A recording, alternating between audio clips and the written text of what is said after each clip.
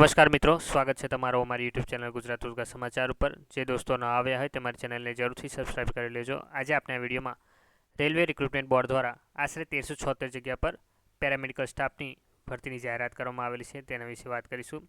સૌપ્રથમ જગ્યાની વાત કરીએ તો ડાયટિશિયન 5 જગ્યા પર, નર્સિંગ સુપ્રિન્ટેન્ડન્ટ 713 જગ્યા પર, ઓડિયોલોજિસ્ટ એન્ડ સ્પીચ થેરાપિસ્ટ 4 જગ્યા પર, ક્લિનિકલ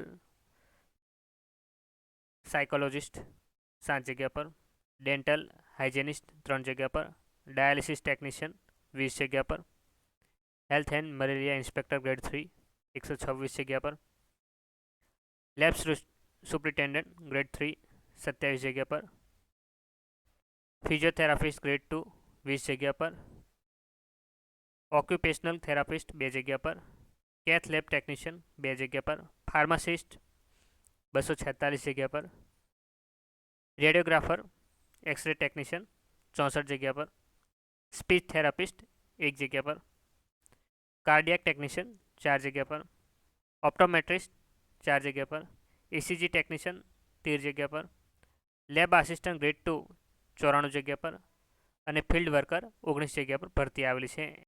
આમ ટોટલ 1376 જગ્યા પર ભરતીની જાહેરાત કરવામાં આવેલી છે। આ તમામ પોસ્ટ માટેની મેન પોસ્ટ માટે આપણે એજ્યુકેશન ક્વોલિફિકેશન જોઈ લઈશું।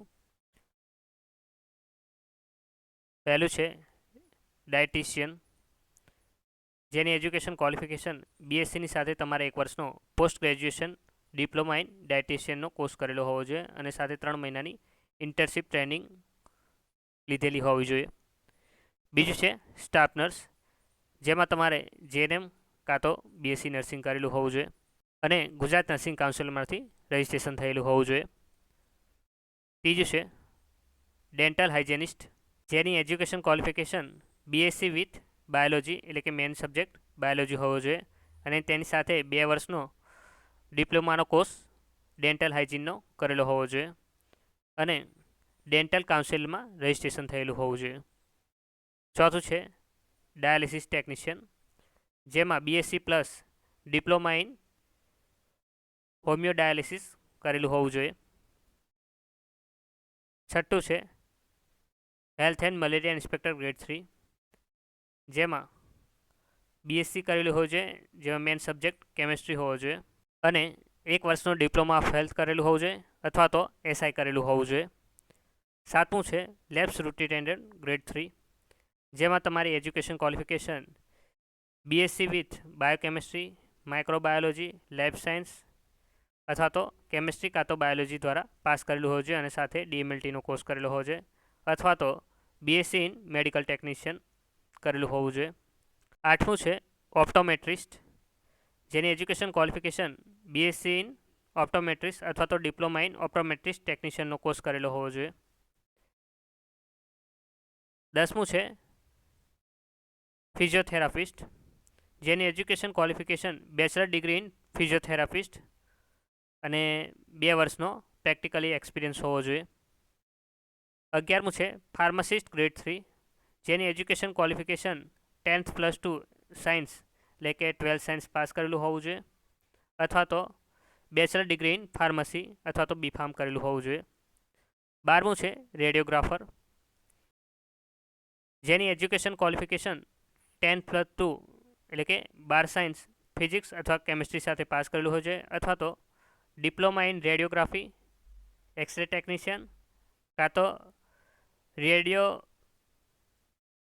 ડાયગ્નોસિસ ટેકનોલોજીનો 2 વર્ષનો કોર્સ કરેલો હોવો જોઈએ। 13મું છે સ્પીચ થેરાપિસ્ટ, જેની એજ્યુકેશન ક્વોલિફિકેશન બીએસસી અને diploma in audio and speech થેરાપીનો કોર્સ કરેલો હોવો જોઈએ, તેની સાથે 2 વર્ષનો એક્સપિરિયન્સ હોવો જોઈએ। 14મું છે ઇસીજી ટેકનિશિયન, જેની એજ્યુકેશન ક્વોલિફિકેશન 10th + 2 એટલે કે 12 પાસ હોવું જોઈએ અથવા તો ડિગ્રી ઇન ઇસીજી લેબોરેટરી ટેકનોલોજીનો કોર્સ કરેલો હોવો જોઈએ।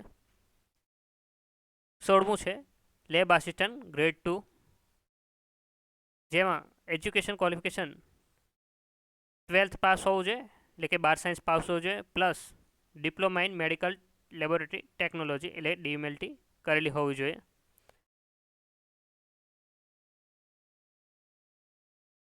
બીજી પોસ્ટ માટે તમારે એજ્યુકેશન ક્વોલિફિકેશન માટે ઓફિશિયલ નોટિફિકેશન જોઈ લેવાની છે અને એજ લિમિટ પણ તમારે ઓફિશિયલ નોટિફિકેશનમાંથી જોઈ લેવાની છે.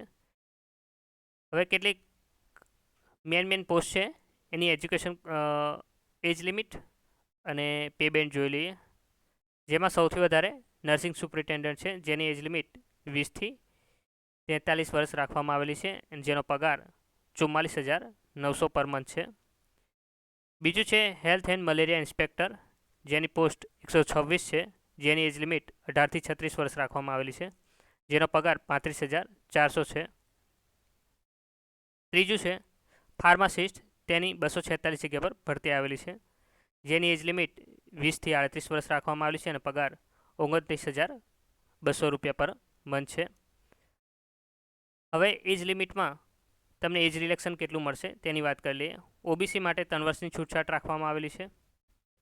એસટી એસસી માટે 5 વર્ષની છૂટછાટ આપવામાં આવેલી છે અને ફિઝિકલી હેન્ડીકેપ માટે 10 વર્ષની છૂટછાટ આપવામાં આવેલી છે. જેના ફોર્મ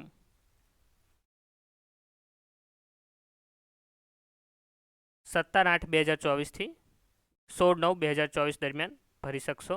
હવે એપ્લિકેશન ફીસની વાત કરીએ તો જનરલ કેટેગરી માટે 500 રૂપિયા ફીસ રાખવામાં આવેલી છે અને એસટી એસસી ઓબીસી માટે 250 રૂપિયા ફીસ રાખવામાં આવેલી છે.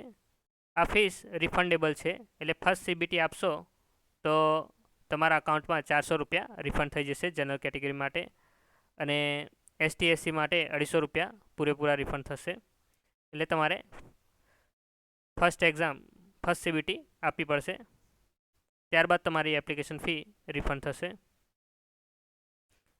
આ ભરતી માટેની ઓફિશિયલ નોટિફિકેશન અને એપ્લાય ઓનલાઈન કરવાની લિંક તમને વિડીયોના ડિસ્ક્રિપ્શનમાંથી મળી જશે. આ વિડીયો લગતી તમારે કંઈ પણ ક્વેરી હોય તો તમે મને કમેન્ટ બોક્સમાં જણાવી શકો છો. ધન્યવાદ.